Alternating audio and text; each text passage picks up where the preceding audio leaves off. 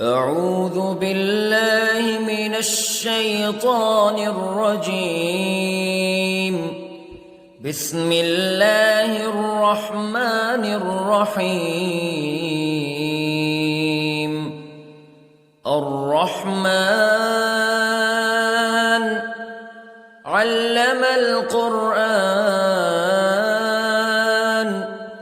خلق الإنسان علمه البيان.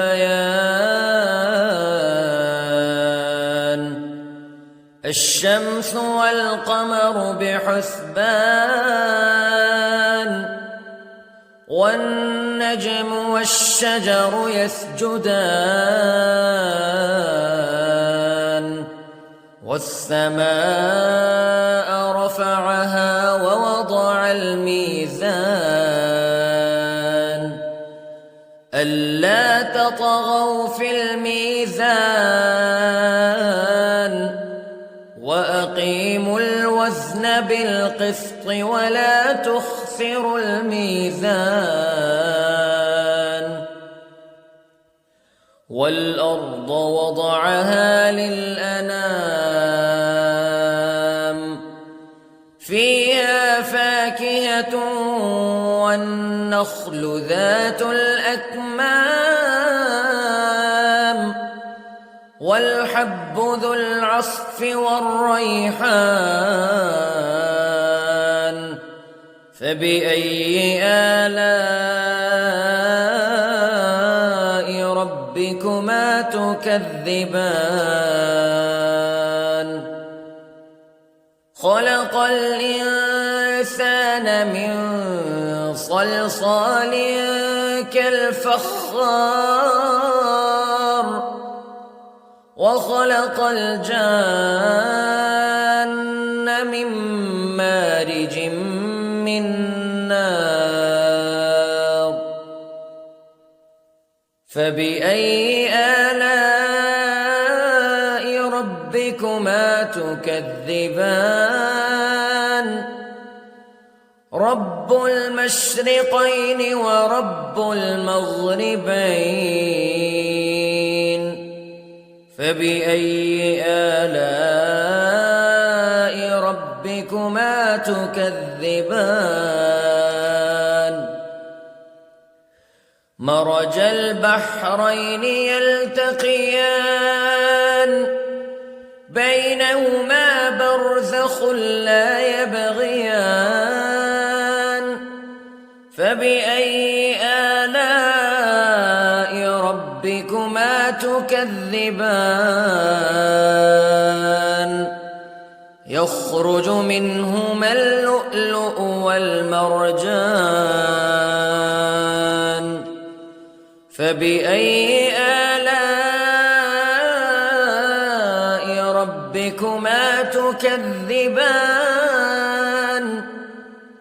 وله الجوار المنشآت في البحر كالأعلام فبأي آلاء ربكما تكذبان. كل من عليها فان ويبقى وجه ربك ذو الجلال والإكرام فبأي آلاء ربكما تكذبان. يسأله من في السماوات والأرض كل يوم هو في شأن فبأي آلاء ربكما تكذبان. سنفرغ لكم أيها الثقلان فبأي آلاء ربكما تكذبان.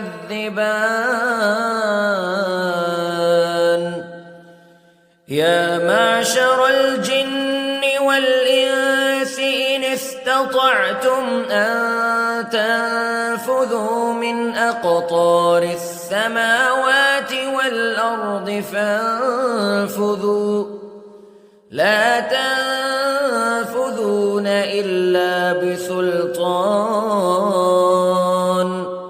فبأي آلاء ربكما تكذبان يرسل عليكما شواظ من نار ونحاس فلا تنتصران فبأي آلاء ربكما تكذبان فإذا انشقت السماء فكانت وردة كالدهان فبأي آلاء ربكما تكذبان فيومئذ لا يسأل عن ذنبه إنس ولا جان فبأي آلاء ربكما تكذبان يعرف المجرمون بسيماهم فيؤخذ بالنواصي والأقدام فبأي آلاء ربكما تكذبان هذه جهنم التي يكذب بها المجرمون يطوفون بينها وبين حميم آن فبأي آلاء ربكما تكذبان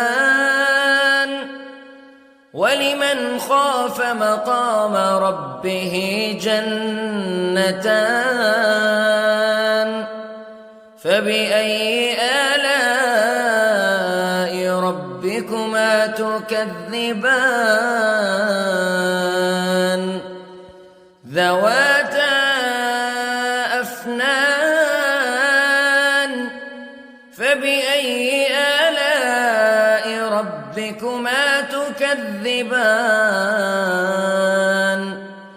فيهما عينان تجريان فبأي آلاء ربكما تكذبان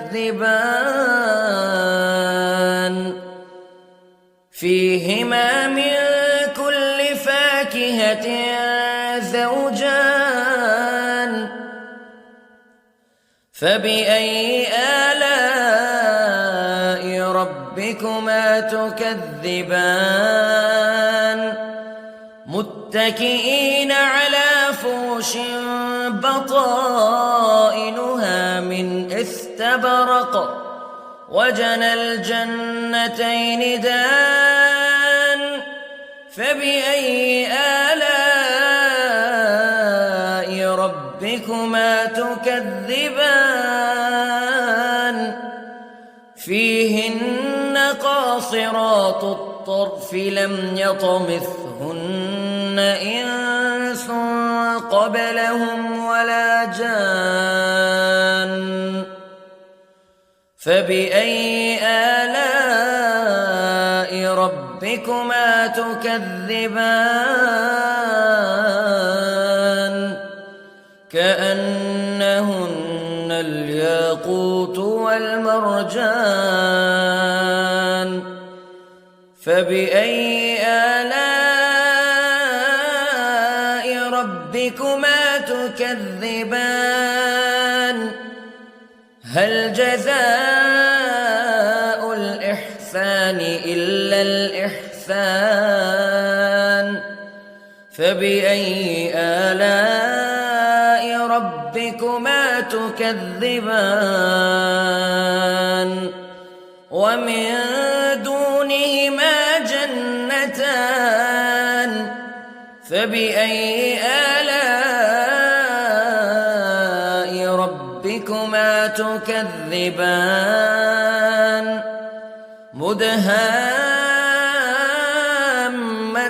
مدهامتان فبأي آلاء ربكما تكذبان فيهما عينان نضاختان فبأي آلاء ربكما تكذبان فيهما فاكهة ونخل ورمان فبأي آلاء ربكما تكذبان فيهن خيرات حسان فبأي آلاء ربكما تكذبان حور مقصورات في الخيام فبأي آلاء ربكما تكذبان لم يطمثهن إنس قبلهم ولا جان فبأي آلاء ربكما تكذبان متكئين على رفرف خضر وعبقري حسان فبأي آلاء ربكما تكذبان تبارك اسم ربك ذي الجلال والإكرام